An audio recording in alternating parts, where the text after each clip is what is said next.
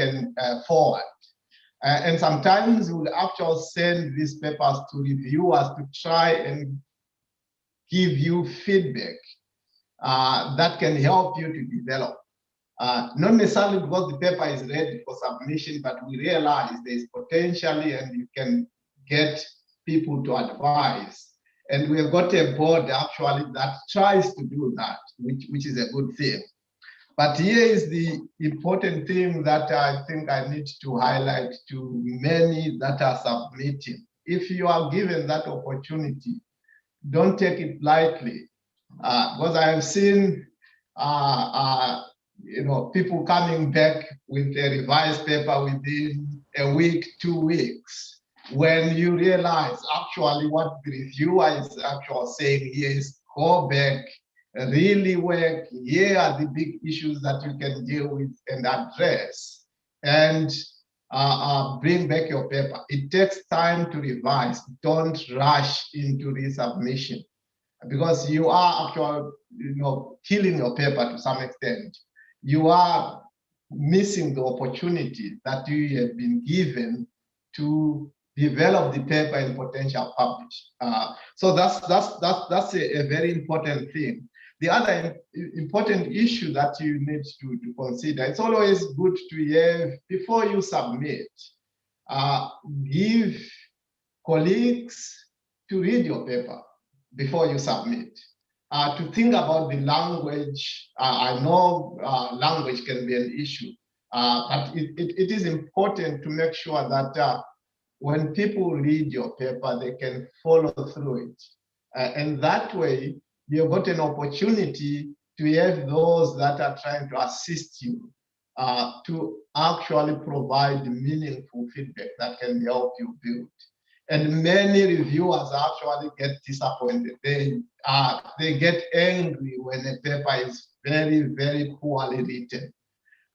So try to deal with those issues, because they are particularly important. If you are going to be carrying forward your paper, I suppose for me those are key. What I have seen over the years I've been associate editor is there is a lot of you understand. I do look after the quantitative papers in particular. I can see a lot of authors, they do understand how to do the analysis, the regressions, and so forth. They can do it. But sometimes you then realize everything is not necessarily clearly relating to the story as it should be. So remember, as you write your paper, I want to see the paper as a story that you are telling. If you are telling a story, everything must fit together if people are going to understand that story. So again, try to think about the issues that you are focused on. And when you do your analysis, think about those issues and ask yourself, am I addressing the key issues that I'm examining here? That will help. Even the reviewers then will be able to really have a critical view of your paper that can help you develop it further. I think that's what I can say for now. Yeah. Thank you, Musa, and thank you all of the associate editors for this journal. But I think what I like to add, I think a lot of issues been said, is I like to reflect on the desk rejection. I think is not just JAEE, and we all submitted to journals and hopefully not got that desk rejection. So I'm trying to focus on how to avoid the desk rejection. The number of, in JAEE in particular, in the last year, we had to reject almost 50% of papers got desk rejected. I think I just refer on how many, what could be the reasons why you can be desk rejected. One of them is, of course, the language is a big issue. Second reason is the literature is pretty old, not very updated, and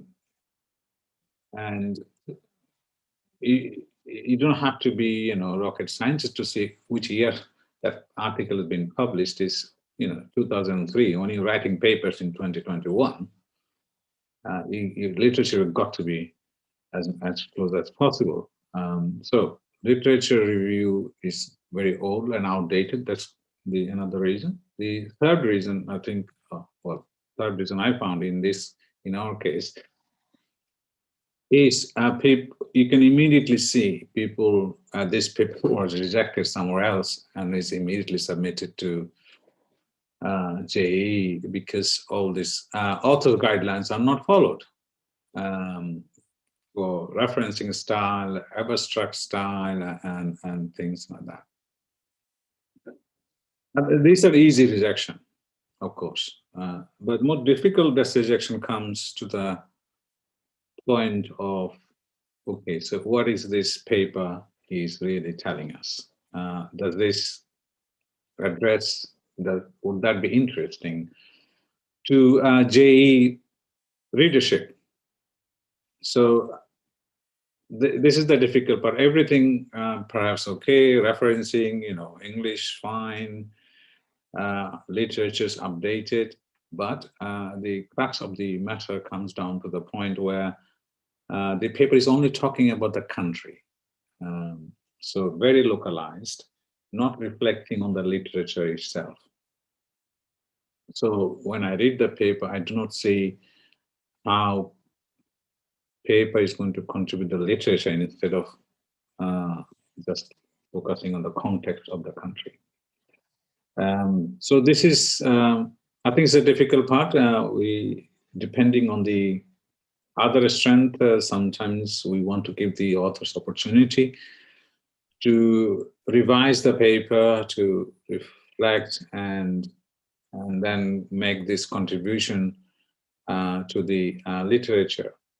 So, for instance, I'm reading a paper, everything is all right, but it's all about Malaysia or all about Indonesia. I'm not saying those are the papers, but you need to got to say something about the literature, be there corporate governance or whatever literature you're targeting. So there must be something beyond the context that one is writing. Yeah, I'll stop here now. I'll open the session to the colleagues, audience. Please do ask if you have any question.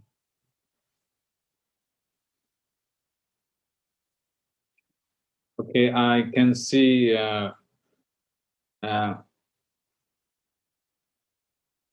Okay, so there is a question from Ramavati. So question is, so published to JAEE, is it needed for us to submit? No, this is a conference, of course. You have to submit separately. I hope that people presented here in this conference will take the feedback on board and then revise a paper and submit to the journal, which is Amiral Publishing House. You have to go to the Amiral website and submit the journal. Submit the article, then we'll get to the process. So I think if you take this feedback on board, perhaps you'll avoid what I just said, guest rejection, at least. Thank you very much. Okay, Shadat hand is raised. It's about the last comments you make about broadening the context. So say, for example, if it is a Malaysian context, then are you asking to go to a regional context rather than just focusing on the Malaysian context, or are you asking to how this Malaysian context can be reflected to some other developing countries or developed countries? Yeah, no, basically just to make it clear, so I'm suggesting to reflect on the literature itself. So you have a context or Malaysian context or Indonesian, it doesn't really matter. Matter is that how you enhance the knowledge of the topic you're targeting. So that's what I meant. It's not geographical space. I'm talking about the literature itself. Thank you. Thank you very much. And just to add to what Shazad was saying there, in particular, I mean, if you look at what you are doing in the context of Malaysia, why should we want to know about what is happening in Malaysia in the context of the existing literature already that we know? Is there anything by doing it on Malaysia that you say, actually, I'm adding something to the literature? And I think this is a very, very important point for many of the papers that we are getting. Because the papers that we are getting are all about, okay, I'm doing it, my research is on Malaysia, everything is on Malaysia, but there's no indication at all, there's no attempt to try to relate to the literature. JAEE is not a local journal, it's an international journal. So when we are looking at any publications in there, we want to see how you are taking the JAEE literature, the research that is going on around JAEE, and how are you taking it forward? How are you making contribution using your Malaysian context? And there are opportunities to do that. It may be you want to think about whether there is something unique about the issue that you are doing in the context of Malaysia, for example, and we can learn something from it. And that's very important. We get a lot of papers that are focused on different countries without necessarily developing how you are making a contribution to the literature in general. It may be, in some cases, it's possible that you may be contributing something in the context of Malaysia. But when you are looking at the overall literature, the existing literature, the question is, do we learn anything new from this? And this is what you need to demonstrate yourself as the author. Yeah, thank you, Musa. There's one hand raised. Sunil. Yes, thank you. Very still on the question relating to the recency of the literature, that I want to ask a question concerning the theoretical framework, where we want to use a theory and the theory is maybe old, so to say, in terms of years. And then relating to the literature, if the main essence is to focus on the application of the theory, so which is old. And by the time one look at the literature, want to bring in so many literature, we might find out that you have a lot of voluminous paper, which may also make the reading somehow complicated. Because we are, let's say, for example, institutional theory, it's a very broad theory and there are so many papers. And if you are trying to, try to look at so many literature in that recent one, you might end up coming up with so many literature. So in that instance, if one just decide to limit itself to that theory itself, and then with the application in the context, though even it is old, so would that lead to a kind of rejection because it's old and one limit the literature to avoid having a voluminous, so many things to write it. So how do we maintain a balance in that scenario? Thank you. Anyone would like to comment? Van, Van? Yeah, let me just say something. I think in that case, really, in terms of the literature that you cite, in any case, when you are writing a paper, it involves selection, which papers you actually cite. But if in a case where there are so many papers, then I would tend to go for the major ones and also the most recent. What's the point in citing something of 1932 when we are in 2021? So that would be my approach. Be selective, but also bear in mind, the time element. So in that case, what you are referring to, I would just limit myself, especially now, my general rule when I'm looking at papers is that I'm looking for something, most of the papers to be after 2000, because that is at least 20 years later. So if I see something of 1964 or 1976, then, obviously, how relevant is the 1976 paper when we are in 2021? So that's my point there. Thank you. Yeah. So thank you. My question is basically relating to dealing with the reviewer comments. For instance, nowadays the journals, there are 3 to 4, even sometimes even 5, the reviewers are providing the comments, I heard. So when 3 reviewers are providing you the different kind of direction to follow in terms of a theoretical framework or empirics or something else that to focus on, and as an author, I probably decided to go on that particular reviewer comments because I thought this is the study I conducted, so it would be more appropriate. In that case, how I can appease the other 2 editors, the reviewers, to get into the board, and also what is the role of the associate editor in that particular aspect, so that associate editor can support the kind of approach I adopted and tried to go on. So how to deal these things with, because definitely I don't want to offend the other 2 reviewers, and reviewers' egos are very much difficult to sometimes appease. So this, what is the political game in these perspectives? Yeah, thank you. great question. Chiraban, I knew you were going to give me a question. There's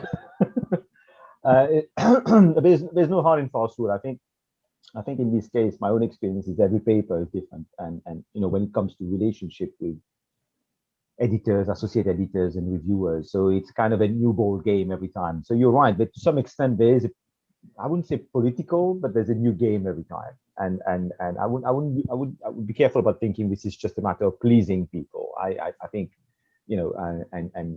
certainly perhaps finding the right words to explain.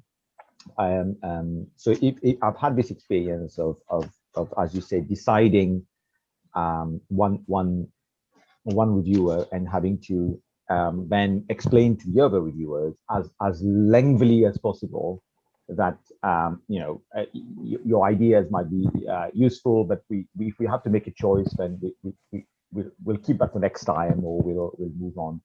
And but I do appreciate that also. Personally, my own personal experience, I'm not talking about JAEE, my own personal experience of previous publications, I wish sometimes the editors were a little bit more directing, which I do try within reason, without no particular, I don't think an editor will say, or an associate editor will say, ignore X and do Y. That's not going to be the sort of, I think, because we have to respect the views of all the reviewers here, and they all have been selected to give expert comments. But we do try to say, think more, reflect more on this point. Think about how you would rebut or you would address if you're not going to do it, then you have to explain it. Because I think one of the most clearly the main reasons things come back with not necessarily progressing in the right direction is we haven't explained enough, or we haven't really made a case. Some authors even try to just kind of ignore it and hope for the best, and that's not a very good strategy, I think. Then the reviewer is very upset then, so why you're not addressing my comment. So I think it's much better to be upfront and to take a position, and then of course, associate editors and editors, I would hope generally try to give some indication where to go, or, what sort of direction to take. Yeah, thank you, Stephen. I think Stephen covered most of the things that one needs to address, but I think it's almost like when business is open, the customer is right. So I think this kind of approach the author should take. The reviewers is right. If reviewers are wrong, then I must have written something not right for them to have abused. But look, everyone hates first reading of the reviews. as soon as you read the reviews, and first thing you say, this reviewer did not read my paper. This is the first reaction of authors. I think the good strategy would be put it away for a week and then read again, and you will see the point of the reviews. You may not agree, but you will see the point, why they are trying to make this point. So yeah, so take a more flexible approach, calm and approach to address the reviewer's concern. I think Vivian is absolutely right. You have to address the reviewer's concern. You may not agree. If you don't agree, give a robust response why you're not agreeing. Sometimes we don't agree what the reviewer is saying. So I think associate editors might be more, siding with you if the associate see that you made a very good response against the reviewer, one of the reviewers. Yeah, there's more possibly the paper will be accepted. I think one of the problem often the authors, I think this comes with the experience, I guess. Sometimes they emphasize too much on insignificant points and too little on significant points. So I think this is quite important for any early career researcher, I would say, to discuss with someone who's experienced reading the reviewer's reports and see whether you're missing something, whether you need to emphasize this more. It's basically like taking help from others for interpreting the reviewer's comments. I think that would be quite useful. Thank you very much. We've got a lot of comments in the chat box. Okay, so I can see Bhati says that yeah, if the study is, if your topic is, since my topic about accountability, Islamic cooperative, what should I do for my literature review? Yeah, I think your topic for me, but is the accountability, the whole set of literature accountability, and your emphasis on Islamic perspective. Perhaps Islamic perspective could, enrich the accountability literature. So there's a whole lot of literature accountability. You have to focus on the broader aspects of the literature. If you focus on very, very narrow, so accountability, Islamic perspective, then Malaysia or Indonesia, then you have no literature left. So you have to contribute to the broader literature on the unique perspective you are taking. Okay, so there's another comments from Marcella. The program of this conference has a call for special, but it says nothing about deadline or submission. Do you know when it will be announced? So this is a special issue that specifically on transparency, accountability, and COVID-19. I think there is, do we have guest editors here? So I exactly cannot remember when is the deadline would be. I would suggest please contact these guest editors listed on the conference brochure. They will be able to tell you. I think it's probably, I just do not remember. Okay, Marcella? Another question. Yeah. Vast majority of published articles in JAEE are positivist. Does JAEE think of a call for papers for theoretical articles? Why? There is, JAEE has absolutely no inkling with any particular tradition. I myself is a qualitative researcher, and also one of Derivan is also mixed. So we don't have any kind of inkling, but simply this is a supply and demand situation, really. We get more papers on quantitative, we go through the process of review, and then more quantitative papers published. You are very welcome to submit theoretical papers. I think we're looking for one. So this is something we would be happy to have. So there you go. I hope I will answer your question. Chaminda. Yes, I just want to ask, I mean, recently, you circulate that policy brief that you accept policy the policy kind of a brief document publication. I mean, just want to ask whether you continue accepting those publications, or is that only one? Or I just want to ask. Thank you very much for that. So JAEE, we had a conversation with Amiral publishers, and we're interested to publish policy papers. Basically what they said, okay, let's get the papers and get it through these, get it reviewed, then they will publish any number of papers we receive. But this will be published in a different website. On the Emerald Publishing House, link could be different, but if we see, say, 5 or 6 policy papers, we publish, then we link it to the journal. So it will be linked. So there is no number. So as soon as there is no deadline, if anyone has anything on the policy side of things, do submit. I actually send the link to our colleagues. I can send to our conference attendees here as well, so that they can submit policy. There is a particular steps to follow through, what kind of issues you should discuss and stuff like that. So through this link, you will be able to see it if I send it to you. Okay, thank you very much.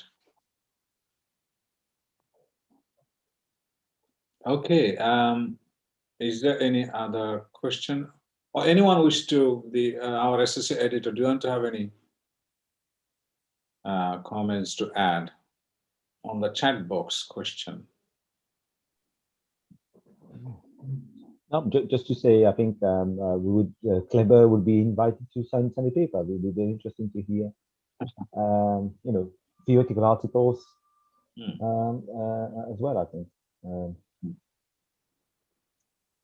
Yeah. Okay. Right. Okay. We're also reaching our time, 12:45. Our time. So thank you very much, everyone, for attending this session. I look forward to seeing you our next session after lunch. Oh, yeah. Thank you. Thank you. Okay, thank you. Thank you. Cheers. Yes.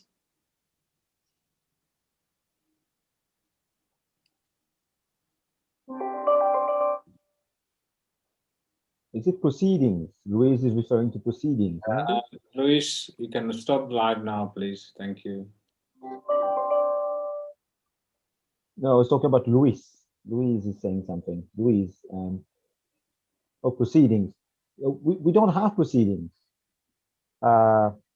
We don't publish proceedings, Luis, because of concerns about copyright in the future for publications.